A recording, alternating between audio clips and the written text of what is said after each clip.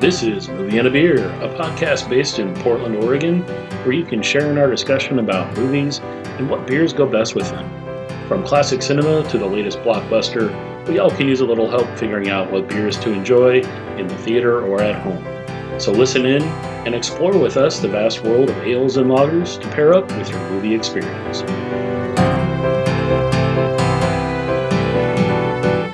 Hello and welcome to Movie and a Beer. This is Dan Kopersky. We have today with us World War II movie trivia expert Blake Hunt. Guy with coffee, Randall. Woohoo! It's early. It is early on a very fun Saturday afternoon here in the Portland area. Thanks for coming over, guys. Absolutely. We have a great movie to talk about today. It's titled 1917. It's a World War I era film that was co-written and directed by Sam Mendes. It is based on stories that were told to him by his grandfather, who is a World War I vet. It follows a couple of British soldiers, Schofield, played by George McKay, and Blake. I was there. It was Not rough. to be confused with our Blake. It was all sepia tone. It was crazy. Yeah, played by Dean Charles Chapman. They are selected to deliver an urgent message to a nearby battalion to stop an advancement the next morning, which was actually a trap because the Germans pulled back. That's the whole gist of the movie, is following these what are called runners as they travel from point A to point B across the German front line. Everyone that they run across in the film, that they interact with, thinks they're insane and doesn't know why they're doing this. But they know that they were told very clearly there's 1,500 soldiers that are going to die if they don't get the message through. And why they're only sending a few is that you have more opportunity to have them sneak through than if you have a whole lot of people trying to go through. It's done as what's called a single camera cinematography effect, So cool. which was pretty amazing. It's kind of like doing the third person shot in a video game. If you've ever played, typical first person shooters, it follows them like a first person shooter. It does have some minor editing. That's obviously lots of editing that's been done, but they stick with the single camera effect quite well. Yeah. There's maybe a couple spots where you could see it and think, I bet they cut here, but it feels like real time, and it's really harrowing, actually. It adds to the effect of, like, the horrors of war and the stress of, like, these guys trying to get through and not die. Yeah. Blake's brother is is a lieutenant in one of the units that is going to be advancing. Yes. So he is very urgently trying to get there to save his brother's life. The three of us went and saw it at a wonderful theater here in the North Portland area off of Lombard. It's called the Twin Cinema. They do offer food, pizza by the slice that's made there on site. Excellent pizza. Can't complain. I had Nice. 2 slices at 12 o'clock on the dot. That was an early time to see the movie. Yeah, they do have first run movies. They have matinees, so it was only $6 a ticket, which was $6. super a thumbs ticket. up. It was cheap, y'all, a cheap date. That's And then- crazy. That was great. Oh, I owe you $6. That's right. Let me Venmo. And the In the beer selection, beer selection is good. I was going to say the architecture of the building, I wanted to just walk around for like an hour. Yeah. yeah, it's like an old school theater. The seats are pretty comfy too. Yeah. They're all right, Like old... My dad would probably complain about his back, but they're like old sinky seats, so I love them. Yeah. And the cool thing is, if you do get us, and the one thing that I do want to remember to mention is small pitchers of beer. They're only half size. Yes. And they're not as expensive as a full size pitcher, so they don't want people to take a full pitcher out there and spill and make a giant mess in the theater, because that would make a huge mess. It's like they know how I operate. Yeah. They back probably 10 rows or so. Every other row is a table. Mm-hmm. So a lot of theaters that do provide seating and food and alcohol and various things have that kind of setup. So it should be familiar to those that have been to those types of theaters before. I think it might be my new favorite theater. Yeah, the people there were super friendly, gave us tasters of some of the beers, wanted to make sure that we knew what we were getting, and I really appreciate that. I think we had a really good experience at the theater. We will definitely see some other matinees there because it's sort of up on our end of town. Definitely. So, very cool. The issue now is how much plot spoil do you want to give away with this movie? Be prepared for lots of dead bodies, lots of interaction with dead bodies, soldiers that have been killed prior to their advancement as well as during their advancement through the line. Yeah, mood wise, this is a high stress movie. Yeah. I was not as much as Uncut Gems, where I was just clenched the whole time. But here, I went through the whole wave of emotions, like a nice scene, like hopeful scene with the color palette change, like, oh, okay, everything's gonna be all right, and then like gunfire and running, like, oh god, oh no. So I was just all over the place. I love this movie. And I really appreciate the nighttime scenes. Yeah. Where it's realistic. They did So not like beautiful. the scenes. You have a giant fire of a building burning in the background, and that's the only lighting that they had available. And then I guess a flare. Yeah, and the occasional that was flare. a cool effect. And that you just followed them around. I watched a documentary on the making of this and the techniques. They had to build their own equipment to carry the cameras around while they were following the actors and do it in a way that, so it was like a free float camera. It was on not on a dolly, because it would do 360s around them in real time. Yeah. It would, and you're just like, how did they do that? It was in You're a like, trench. They dug trenches. yeah, they literally had people holding up this big rig running with them the whole time, even when they jumped in the water. Jeez. It got nominated for Best Picture. Early prediction, it's not going to win though. Yeah. I would agree with that. I think it was amazing, but I think, like, statistically speaking, if your film doesn't get nominated for Best Actor, it doesn't win Best Picture. And these actors were great, but neither one of them got nominated. Yeah. Which is a shame. And it did have some great supporting, well-known actors. Yeah. Benedict Cumberbatch and and Colin Firth played officers in it. They were recognizable faces, believable authority figures. Yeah. Like, you're not going to watch this movie, see a Bramble Patch Cumberbund, and think, oh, hey, Doctor Strange. You're going to see him like, oh, this guy. Oh, he's serious. Yeah, I didn't really like him in the movie. He's not the most likable character, but he did a good job. We talked some after the movie about kind of the very singular track that the story takes. Yeah. This is a combination of stories, so it's not just like, oh, this is based on a single story.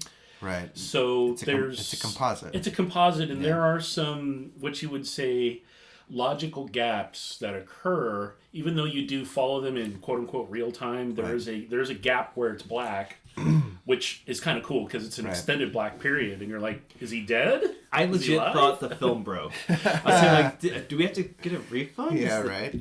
What happened? Well, I'm an editor professionally, and I study a lot of writing, and I really appreciate how they kind of solved for how are we going to move the plot forward, because it can't. I was really thinking it's going to be a 2-hour film, in real time, and I thought, like, no, they can't do it.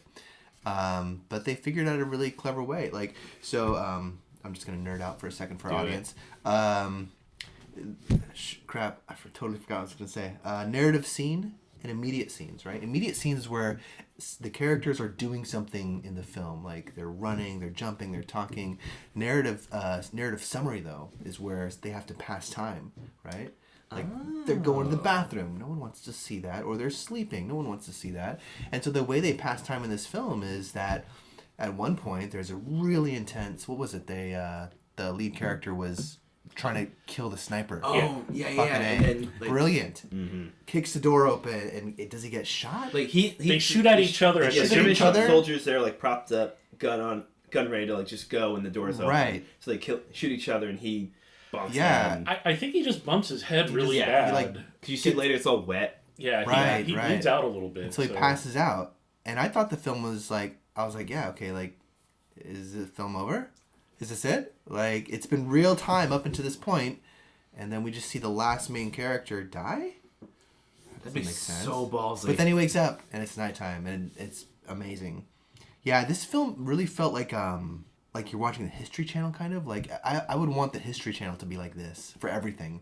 Every war that I ever see on the History Channel, I want to be filmed just like this, because I really got a sense that you were there. Yeah. You know, and I think that, I mean, it was like Private Ryan a little bit, where it's like I looked at World War II in a whole new way, and I'm like, okay, that shit was fucked up. Yeah. That shit was seriously fucked up. The simple fact that if you're squeamish Yeah, do not watch They this do not film. watch this film because he has to interact. When I say interact, touch, move, stick his hands into Yeah. Oh, yeah. cadavers and Oh, bodies. gross. Well, yes, they're not real bodies. We know this. It's a Hollywood film, but they make it as realistic as possible. Yeah. You see death in a lot of different ways. People that were burned to death, that drowned to death, Yeah, that lots just of were kind of shot in death. different ways. All kinds of a And million that's- ways to die in this film. Yeah. It's war. And that's the reality of war. You know, I think what really moved me was the scene where Blake was pulling the guy out of the plane. Yeah, it was pretty And, cool of me to like, pull him I out of the thought it plane was like, that. oh, what a good guy, like pulling this German soldier out of his burning plane so he doesn't die. And then The he camera goes away, Goes away, to follow the and then- other, to follow Schofield, and then we just hear, no, ah! and then he gets stabbed. One of the many parts of the emotional German. roller coaster I was on, which just Yeah. dropped. It's- Plot spoil, but yeah. Yeah. The really sad thing is this is part of why I kind of mentioned the believability of it. If you're a soldier and you've been there for any length of time, you know that enemy is going to kill you No matter what. no matter what. Yeah, they're gonna do everything. So Mercy to be is- that yeah. sort of, I don't know, not ignorance, but Just just trying to be the good guy and save somebody. like optimism and hope. Naively Yeah. hopeful. Yeah. You know, it was really sad. Which I think made it more believable and more human because like nobody who saw the film was in that war. Yeah. You know, and 99% of the people that see this film aren't going to ever experience what that really was like for 4 years for everybody on the planet. It was just, I could see why I was nominated for Best Picture, and I think every like high school student who's studying like World War I or wars in general should like be forced to go see this. Yeah. At bare minimum, you know, it's because it gives you a real good sense of. Like it's one thing to read like all the figures Yeah. on how many were lost and Right, yeah. the new ways of like warfare that were invented for this, but like to see it. Right. Oh, right. Right. Like it's It's not just numbers on a page. These are people. Exactly. Real people. Made me want to drink at 12 o'clock in the afternoon. Yeah. It was sad. It was so sad. To be fair, existing makes me want to drink at 12 o'clock in the afternoon. Yeah. Yeah, especially, we were all very, I don't know, enthralled with the idea of seeing we were all prepared. We all saw previews. We all knew what we were getting into. But I think we were all very impressed with the reality of how they portrayed it. As you said, they followed them in real time for the first bulk of the film. And then Right. that second half is again in real time Yeah. with some minor edits. There's some time lapse there. Really but just the smart two writing. halves of it, really well Smart done. writing, smart editing. You know, as an editor, like I said, like I really appreciate the craft of what these writers and editors and these camera people, like there was so much craft on every level of the film. The actors are great. Yeah. But I could see why they maybe didn't get nominated for Best Picture, given all the other films out there. Although Uncut Gems didn't get nominated for anything again, and that was just bullshit. Yeah. But, I mean, this film was amazing. Very well done. Craft on every level, including the beers Yes. that we drank. Craft beers. Do we have any last things to mention about the movie other than just we Quick- highly recommend everyone to go see it? Go see it. Hug a veteran. Quick Thank piece them. of trivia. The one that was stuck out for me, apparently, Tom Holland was in talks to play, I think, Blake. Oh, really? Like he was in talks to play the Blake role. All IMDb said was scheduling conflicts, which translates to Disney owns him for a couple more years. So, Yeah. because that's Disney gets what Disney wants. Roll Disney eyes. owns everything. I love the Dean Charles Chapman in this role. I thought he did an incredible job. But a little part of me wants to see what would have happened if like Tom Holland, who I mostly know as Peter Parker. Right. Yeah, I think there would have. I think they were good to go with not necessarily Yeah. B-level actors, but people that weren't as known Mm-hmm. I agreed. to make it more believable. Like these are just two random people who were selected to Yeah. go on this quest, Yeah. and that gets brought up in the film. I mean, Yeah. the one guy is really mad. He's like, "Why did you pick me?" And he's like, "I didn't know what we were going to do." It's just is what it is. It's a good thing they were buddies. Never volunteer when you're in the military. Yeah. For a mission. Just don't do it. If we had a commercial at this point in time, this is where it would go. Okay, and welcome back. This is Movie and a Beer, and we're discussing the film 1917. And the beer, we got a couple of small pitchers at the St. John's Twin Cinema and Pub, which is the location we went to go see it. And as we mentioned earlier, They do offer food. They had probably 6 or 8 different drafts available. They had bottles and cans of different things. It was kind of a hard choice. They had a nice variety of stuff. We were very unsure of to which to get, and my recommendation was, since this is a war film and we want it to be light, we don't know what to drink, is to go with one of the lighter things they had, which was what's called Hoppy Pills by Novo Brewing, which is located here in Portland. They have 2 locations. They do distribute and bottle, I believe, and they do can on site. They do crowlers as well as various other methods of beer delivery, I guess you would say. Via bong. Yes. So we had a hard time not only picking the beer, but we weren't sure this beer actually went with the film. I did like it. I did enjoy the beer. I like a Pils on a lager. Yeah. So I did enjoy this beer. I like Ex Novo. Afterwards, I feel like it didn't match with the movie, but I did still like it. Yeah. So description of the beer itself, it's got kind of slightly cloudy, little misty look to it, almost transparent, but not completely. A little really nice light golden color, even though we couldn't really see it because we're in a dark theater. There was a nice kind of cracker hoppy yeasty aroma coming off of it when you smelled it. Taste up front was typical, what you would call Pilsner dry. It's going to have maybe some what I call lemongrass kind of approach, so it's going to have a little sharpness to it. But this one, because it was more of a hoppy Pils, had a little bit more up front, and it wasn't just a traditional Pilsner hop profile. I think it worked for like that taste worked, one, with the popcorn. Yeah. I was like, this is pairing really well with my popcorn. This is awesome. And for the daylight scenes when they're kind of, it's a little lighter scene, they're joking around. I was like, all right, this makes sense. Then to the heavier stuff, I was like, I wish I had a hazy, I think. But back to the Ex Novo Pils. Yeah. So this is what I would classify as a tweener beer. So it's in between Pilsner and a hoppy pale. So it does have a cracker malt that a Pilsner has, but it has a more hoppy forward profile that a traditional pale ale would have. So it's kind of just like an overhopped Pilsner. Really good, clean quality. I had, I think, 2.5 glasses over the course of the whole movie. So I did too. We had the 2 smaller pitchers, which give you, I think, 3 glasses altogether out of each one. So we kind of shared those 2, and I know that Randall, I had one. I just went out and bought one. He went up and bought one. Just a small. Yeah. Just a pint. But yeah, I think we all enjoyed as they'd it. say in Britain, a proper pint. A proper pint, yes. So Randall, what do you agree with Blake? Do you think this beer didn't necessarily fit exactly with it? It went well with the food. I love all of Ex Novo's beers. They make one called Dynamic Duo, which is my all-time favorite. So I'm just kind of happy whenever I drink any of their beers. They're all just really good. I don't know if it really went with the film. Fifth of Whiskey might have gone with the film a little better. That's actually a good point. I think by hour 1, I was just like, okay, I need something a little stronger than beer. Those guys were drinking at various points in the film. I think I don't know what, they didn't say what it was, but I'm imagining it was a whiskey or something like that. At one point, milk. And at one point, there was a milk scene, yes. Chekhov's milk, as it were. That's all I'll say about that. Oh, God, yes.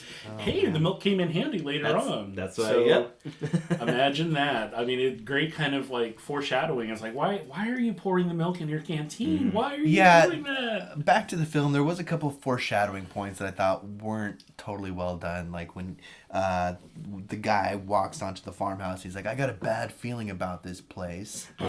15 minutes later, his buddy dies. Like, come on, guys. Jeez. I get it. I got a bad... It's war. Yeah. You got a bad feeling about everything. Yeah, you're going to die. I have a bad feeling about everything. Yeah.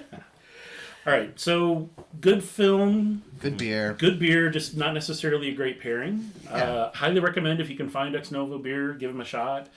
This beer is available, obviously, on draft at various places. They do have it available at their tap houses and brewery location. Other than that, I think we had a really successful outing to this wonderful theater that we're going to make a visit to again at some point in the near future. It's Oscar season. We got to catch up on all the Oscar-nominated films. God, yes. I know. Lots of films to watch. I think this concludes our episode. Thank you all for listening. This has been Dan Kapersky, and as always, opinions expressed in this podcast are those of us and not of anyone else. Until we get paid sponsors. Until we get some paid sponsors. Then we'll figure it out. We'll say whatever the hell you want. Yeah, I'll be an excellent chill. All right, so thanks for listening, everybody. Have a good one, and remember to hydrate. Hydrate or dihydrate. Bye, guys. Thanks for listening. This has been Movie and a Beer. Stay tuned for future episodes and features to be added to our website and podcast. And please remember to drink responsibly and hydrate, hydrate, hydrate.